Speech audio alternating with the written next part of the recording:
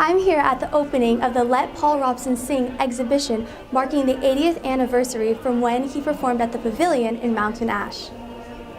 As a way to recognize and pay tribute to the men of the International Brigade from Wales who gave their lives in defense of democracy in Spain, on December 7, 1938, Paul Robeson featured at a concert to honor those who have fallen. On Friday, adults and children gathered again in Mountain Ash to remember the life of the singer and civil rights activist.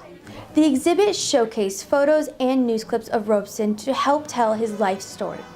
Swansea University's head of research collections, Sean Williams, explains the work that has been done was to ensure that Robeson's story carries on. The Let Paul Robeson Sing exhibition was donated to the South Wales Miners Library at Swansea University in 2007 in an event which was hosted by Paul Robeson Jr. And so Swansea University and South Wales Miners Library, we have been working hard over the last 10 years or so in conjunction with the Paul Robeson Wales Trust to make sure that the story of Paul Robeson carries on and his beliefs and what he stood for, because his beliefs and what he stood for is as relevant today as it was 80 years ago. We felt at Swansea University that it would be an ideal opportunity to have the exhibition on display up in Mountain Ash. Well, we are delighted that so many people have attended the launch of the exhibition here in Mountain Ash. Robeson's appearance in the 1940 film Proud Valley, set in a South Wales mining community, is still remembered as a groundbreaking portrayal of a black man as a hero at a time when prejudice and hatred were causing untold suffering to African Americans.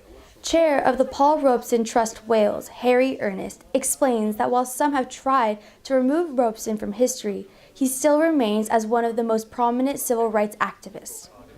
It's important really because they try to, at least in America, the McCarthy years, try to knock him out of history altogether.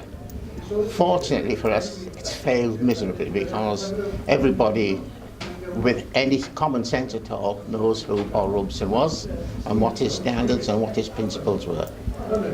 Apart from being a sportsman and a lawyer and a singer and an artist, apart from all that, they realised that he was an outstanding, if anything, I would say without any doubt at all, he was the most prominent civil rights activist that we've ever had or ever likely to have in the future. It's important to people in Wales, especially now with Brexit, which is so important, to realise that there were people years ago who were striving for the same things, striving for the same principles and striving for the same fairness to be distributed to everybody. While the concert was only one small part of Robeson's life work, Sean explains that Paul stood for justice and equality, issues that were just important then as they are today.